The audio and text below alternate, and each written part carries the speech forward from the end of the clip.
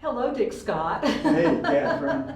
Welcome. We're sitting in Henry Stewart's Roundhouse, and we're going to be talking with Al Guarisco shortly.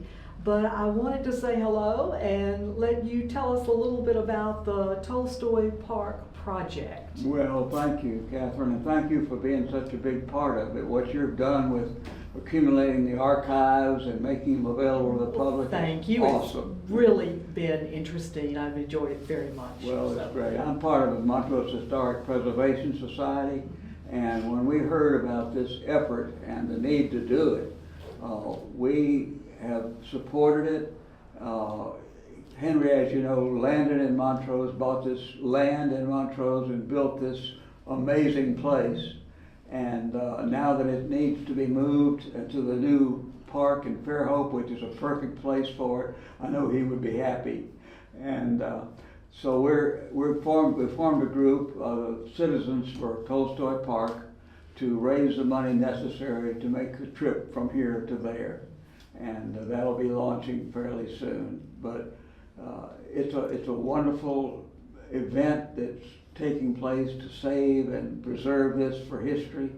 He was such an interesting gentleman. I mean, and what you've uncovered is supporting that very well.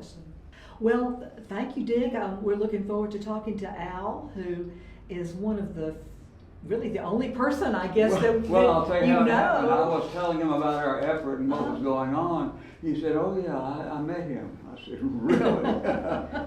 And therefore, this should be a great interview. I know he's got a lot to share. Looking forward to talking with him. Thank you so much. Sure. Thank you, Dick.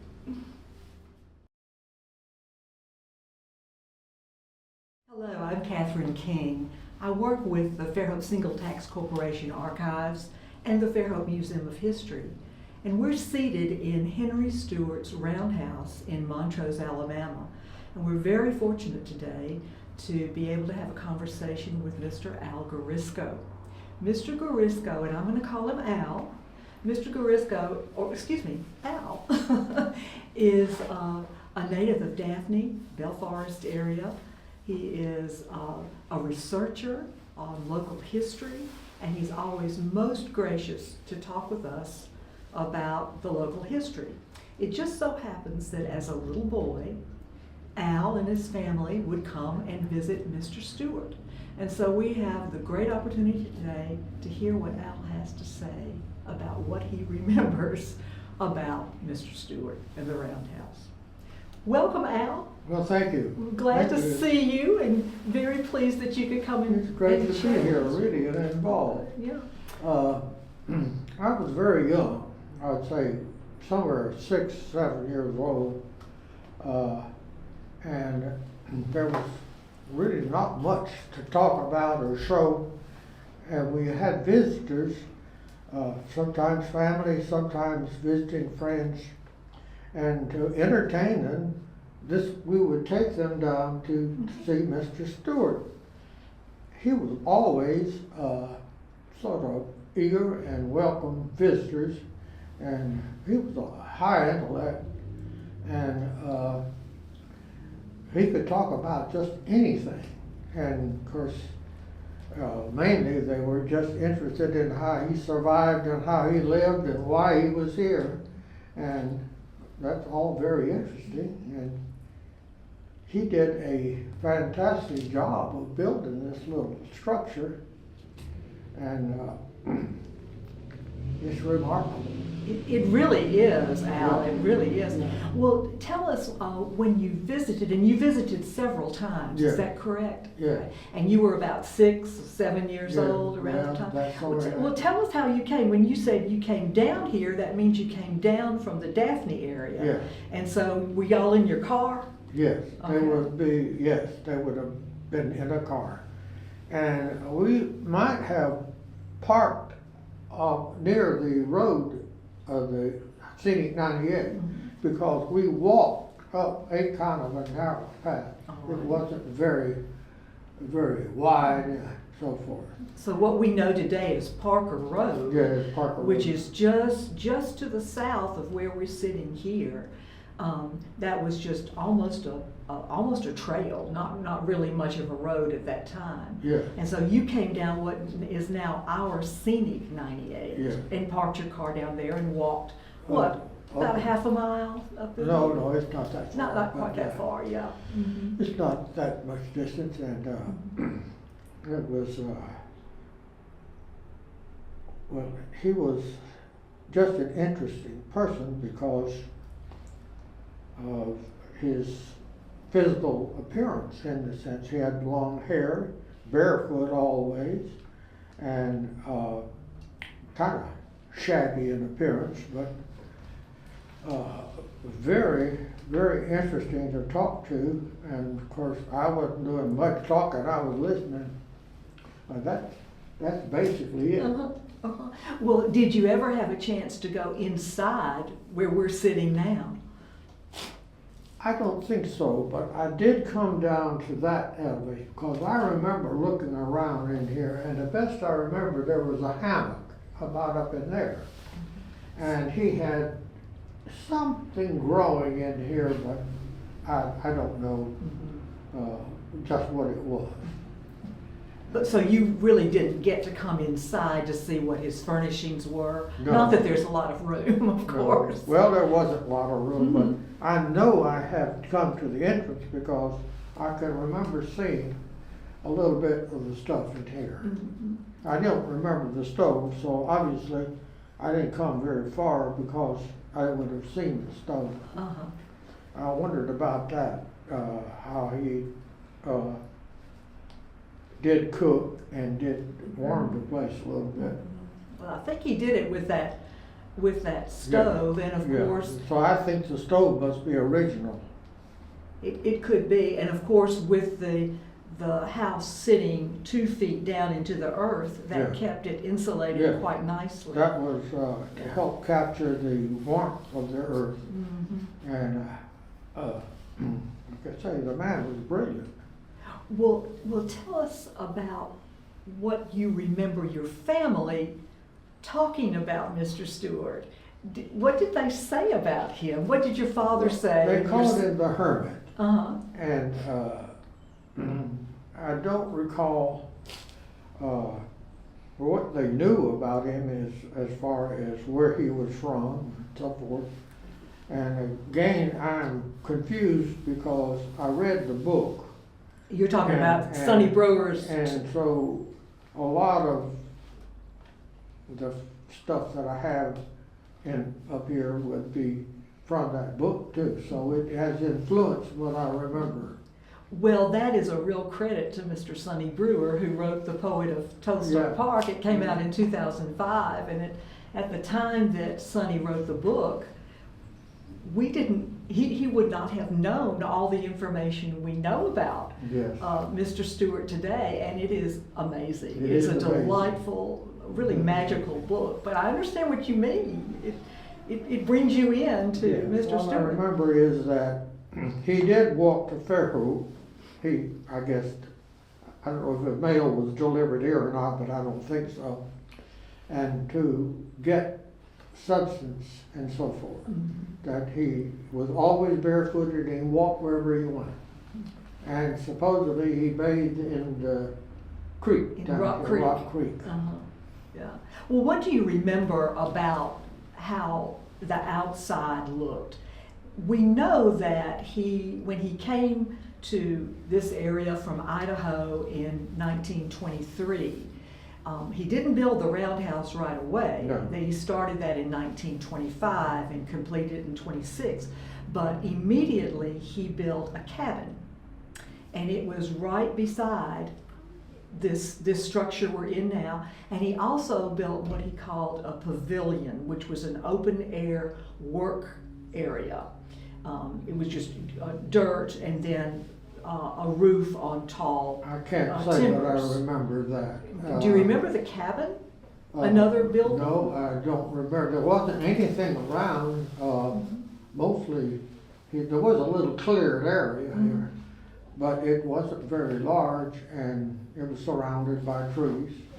What about his famous gardens? He he had gardens that he called concrete gardens, and he was obviously making a lot of concrete when he was an expert in concrete, because what are we sitting in now? Right. But he also made deep vessels to put earth in, and that's how he grew all his vegetables. And Yes. and I wondered if you remember seeing those. I don't remember that part, Mhm. but I do remember him talking about, to the people, you know, who Mhm. were visiting, about growing the vegetables, and that he just about sustained himself with, He with his did. gardening. He did. What else do you remember about him talking about those types of things? That's about all I remember.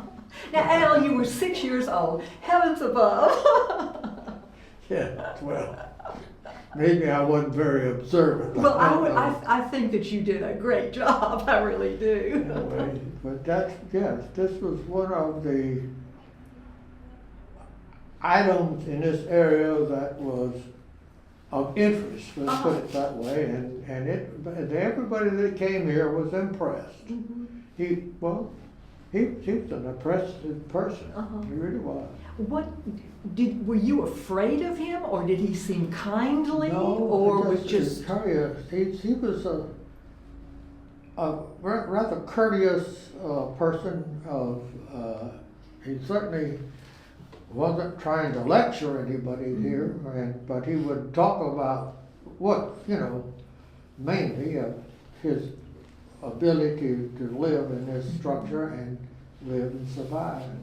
So did he ever talk about his beliefs about, say, religion or education? Those are topics that we have recently found out that he had very strong opinions about. All I know is that everybody was impressed by him. There was no doubt when you talked to this man that he was brilliant and just capable and very knowledgeable of everything. I mean, how he got his information, I don't know, but I guess the local newspaper, but I just don't remember. Well, we that. do know, that's a good point, we do know that, of course, the mail was very important to Yes. him and his neighbor, Mr. Parker. And they used the Montrose post office. And Yes. one of them would get the mail every day, and he had journals coming in and newspapers. He read the local Fairhope Courier and the Oh, Mobile paper, but lots of other informational brochures were coming in all the time. So he was very well informed Yes. person. That's the impression I got. But anyone that could learn to speak or learn to read Russian, so he could read the book Oh my of the gosh. Tolstoy part, was impressive, Well, now tell me, as you grew up and went about your life and did all the interesting things in your life, did you continue to come back here? We made several visits here, and even after he had left the area, this was still an object of interest and a place of interest. And so, yes, from time to time, people would just drop by. See, it's still here. Yeah, it's still here. Well, we know that he left the area in 1944 and moved to Oregon, where his sons were. But in 1943, realizing, I suppose, that he would probably be leaving, he sold the house and the property to Converse and Edith Harwell, who were the famous potter. Edith Harwell was the famous potter who started Pinewood Pottery, which is where the Eastern Shore Arts Center is today. But Converse Harwell evidently was a good friend of his. We have several pictures in our archives of Mr. Harwell. But Mr. Harwell owned it for some years. And as you say, we know from his letters that he kept it kind of as a place of respite and reflection and for himself and his friends. Yes, So- well, yes, reasonably so. Yes. In fact, I visited it from time to time in the later years, and when I would be traveling around and see, yeah, I'd drive through and look. But yes, just because it is what it is, you know. Well, you would do that because you are so involved with the history of the Daphne Bell Forest area. You've done so much to keep all that important information Yes. collected and out front. Yeah, and your family is one of the important founding families of Daphne. Well, thank you. Yes. Well, we were there a while, and well, we have the home place now, and that's well over 100 years old now. Mhm. So. Well, I will say, let me mention that in going through all these photographs that we've received from Henry Stewart's family, and they're mainly pictures that Mr. Stewart himself took.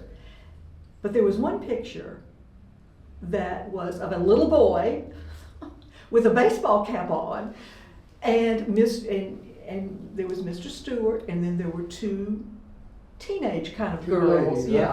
I have that picture. And I thought, aha, I bet that's little Al. And Well- you don't think it is. I don't think it is because I cannot recognize the ladies. Okay. So I don't think it is. Okay, well, but, In it my could heart, be. it's you, Al. Because it's 1937, but Yeah, if you that's say about right. if you say it's not, but anyway, it is a charming picture because it has Mr. Stewart standing out by his sundial and his gardens. Oh, that's and, right. I yeah. forgot about the sundial. Mm-hmm. And it was a 600-pound sundial, and there were two young ladies, just lovely looking young girls, and then there was this little boy on the ground. I thought it was you. Not a very, he's hiding behind something, I don't remember what. Well, Al, you did mention the hammock, and that that you knew that he slept in a hammock, and it was strung, and you almost see the boreholes. You see one hole up there. Yeah. That's, I think that's the hole. Well, I can't see the other side yet, but, Yeah. but the hammock was here, the best I remember. Well, we know from all these journals and diaries that we have of Mr. Stewart's, his family gave us 1928, 1929, and 1934. And so he put things in every day just about what he was eating, what he was growing, when he walked to town. But he also talked about the celestial sky. And of course, here we have the two skylights, which originally opened for ventilation, but he would make little drawings out of where the moon was, and Venus and Mars. And so you can think of him in his hammock, relaxing and looking up at the night sky, because he got up very early in the morning, like 4 a.m., yeah, and had his oatmeal flavored with ginger and tea. That's what he had usually for breakfast.